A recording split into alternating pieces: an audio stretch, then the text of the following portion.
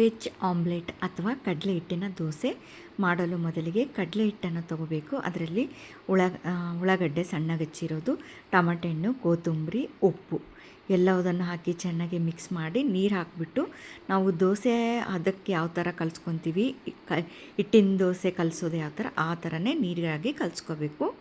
ಇವಾಗ ಅಂಚು ಚೆನ್ನಾಗಿ ಕಾದಿರಬೇಕು. ಸುತ್ತಲಿ ಚೆನ್ನಾಗಿ ಎಣ್ಣೆ ಹಾಕಬೇಕು. ವಿತೌಟ್ ಆಯಿಲ್ ಮಾಡೋಕ್ಕೆ ಸಾಧ್ಯನೇ ಇಲ್ಲ. ಇದು ಕಲಿಸ್ತಾನೆ ಹಾಕಬೇಕು, ಇಲ್ಲಾಂದರೆ ಕೆಳಗಡೆ ಮಾತ್ರ ಗಟ್ಟಿ ಇರುತ್ತೆ, ಮೇಲೆ ನೀರು ಬರುತ್ತೆ. ಈ ಥರ ಗ್ಲಾಸ್ ಸಹಾಯದಿಂದ ಎಲ್ಲ ಕಡೆ ಚೆನ್ನಾಗಿ ಹಾಕಿಬಿಟ್ಟು ಅಂಚಿನ ಕೆಳಗೆ ಮೇಲೆ ಈ ಥರ ಮಾಡಿದರೆ ಎಕ್ಸ್ಟ್ರಾ ಇರೋದನ್ನು ಎಲ್ಲ ಕಡೆ ಸ್ಪ್ರೆಡ್ ಆಗಿಬಿಟ್ಟು ಈಕ್ವಲ್ ಆಗಿ ತೆಳುವಾಗಿ ಬರುತ್ತೆ.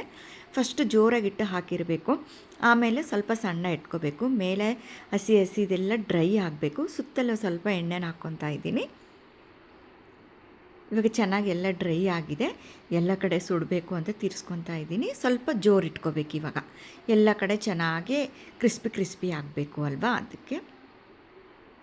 ಮಾಮೂಲು ದೋಸೆ ಥರ ಫಾಸ್ಟಾಗಿ ಟಕ ಬರಲ್ಲ. ನಾವಿದು ಎಷ್ಟು ಗಟ್ಟಿಗೆ ಕಲಿಸ್ಕೊಂಡ್ರೆ ದಪ್ಪ ಬರುತ್ತೆ, ಸ್ವಲ್ಪ ನೀರಾಗಿ ಕಲಿಸ್ಕೊಂಡ್ರೆ ತೆಳು ಬರುತ್ತೆ.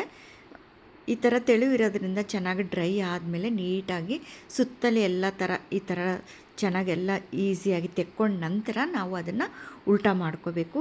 ಒಂದೇ ಸಲ ಉಲ್ಟಾ ಮಾಡೋಕ್ಕೆ ಹೋದರೆ ಅರ್ಧಬಿಡುತ್ತೆ. ಇದು ಫಸ್ಟ್ನೇದಾಗಿರೋದ್ರಿಂದ ಸ್ವಲ್ಪ ನಿಧಾನಕ್ಕೆ ತೆಗಿಬೇಕಾಗುತ್ತೆ. ಬರ್ತಾ ಅಂಚು ಚೆನ್ನಾಗೆಲ್ಲ ಎಣ್ಣೆ ಎಲ್ಲ ಹೀರ್ಕೊಂಡಿರುತ್ತೆ, ಈಸಿಯಾಗಿ ಬರ್ತಾ ಹೋಗುತ್ತೆ. ಇವಾಗ ಎರಡು ಕಡೆ ಚೆನ್ನಾಗಿ ಸುಟ್ಕೊಂಡ ನಂತರ ವೆಜ್ ಆಮ್ಲೆಟ್ ಅಥವಾ ಕಡಲೆ ಹಿಟ್ಟಿನ dosa ready to eat. Chutney ಜೊತೆಗಾದರೂ ತಿನ್ಬೋದು. ಇದರಲ್ಲಿ ಉಪ್ಪು, ಖಾರ, ಜೀರಿಗೆ ಎಲ್ಲ ಇರೋದ್ರಿಂದ ಹೀಗೆ ಆದರೂ ತಿನ್ಬೋದು.